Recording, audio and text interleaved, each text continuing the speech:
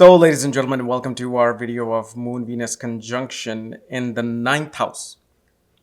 As in what happens when these two planets, Moon and Venus, are in the ninth house of your birth chart. And as obviously, if you don't know, if you have this conjunction, what sign it's in, what nakshatra it's in, along with all your astrological details, go to KRSastrology.com where you'll find my report under shop checks section, along with my consultation and my academy, where I've just uploaded the video of Secrets of Ascendant. So, this particular conjunction is a conjunction of give and take. Okay? Meaning that it brings its joy, but it also brings its animosities. First of all, and I'm revealing this in this particular video, but whenever Moon and Venus are conjunct together, okay, and whenever you see their periods come about, whether through Maha and Antra Dasha, Antra and Paryantra Dasha, Maha and Paryantra Dasha, you will see the sign of Taurus becoming active.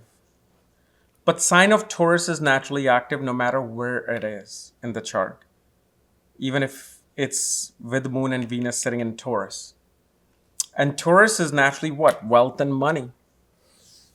That's the basis of it. It's the resources.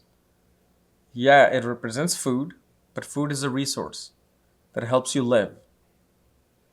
So here in the ninth house, which represents long distance travel, higher education, father, gurus, you will see, and remember, Taurus, especially because of Moon and Venus conjunction, represents the acquired assets.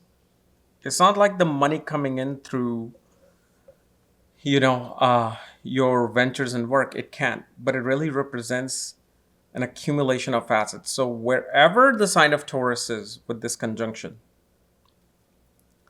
this individual will attain that asset either through the father or traveling to a long distance place or pretty much traveling as well.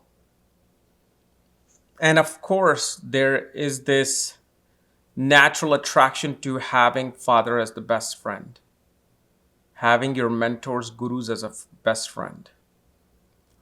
But also because of this conjunction, at one point, you will run away from that particular thing, or they run away from that particular bond. And in that bond will be separated for either, let's say, 2 months, 2 years. In rare cases, it can be 2 decades, but it's mainly 2 years or 2 months, 2 months or 2 years, where suddenly you may not speak to such people in your life. Okay. And of course, the romance, the lust, because this, again, Moon-Venus conjunction can bring a strong sense of lust. Lust for romance. See, it's not lust for sexual thing. That can be with or without, Moon-Venus combination. This person wants to enjoy that company. The lust is simply the lust of that beautiful companionship.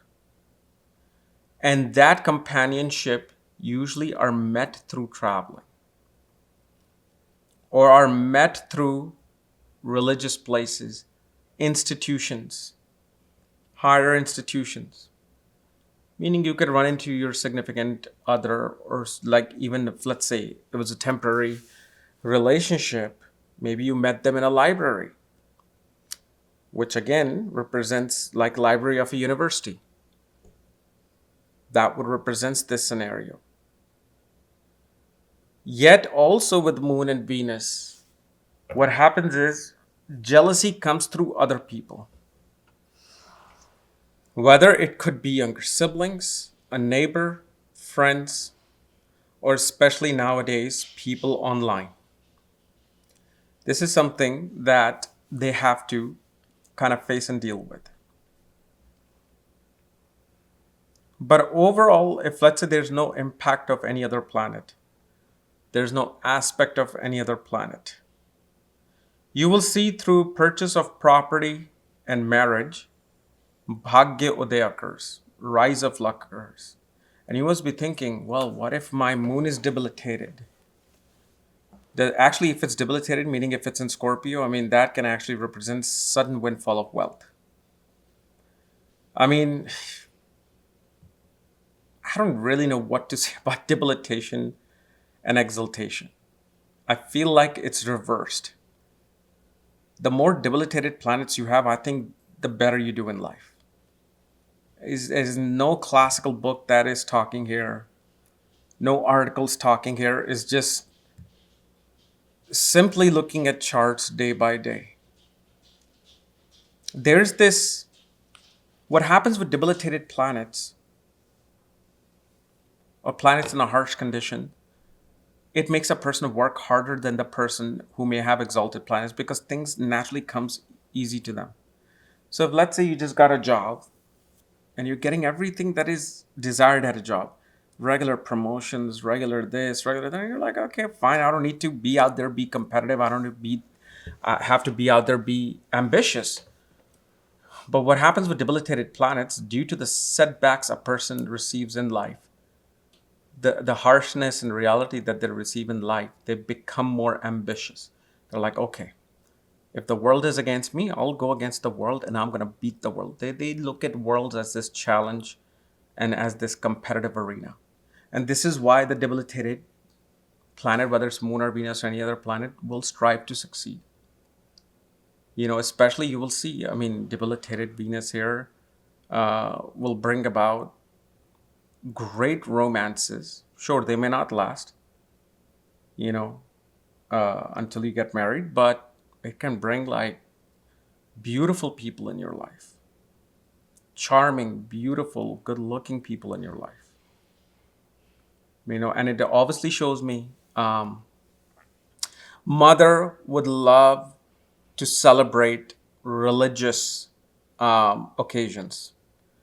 Doesn't matter if you're Muslim or Christian or Hindu. I mean, whether it's, Diwali, Eid, Christmas, mother has this love for, like, that's where that mother's exuberance comes out. Whether it's buying new clothes and jewelry, there's things you learn about celebrating things through the mother. But again, this is simply Moon and Venus together without any other impact. Any other impact, then my definition of this whole thing will change completely. Like I said with the traveling, well, it can cause obstacles with traveling. Maybe you shouldn't travel then to gain something. That's how dramatically it can impact by aspect or conjunction. And then of course, then you can see the sign, nakshatra, padha, really gives you that inner look as to how this is going to manifest. And usually, I mean, if let's say a person does postgrad education,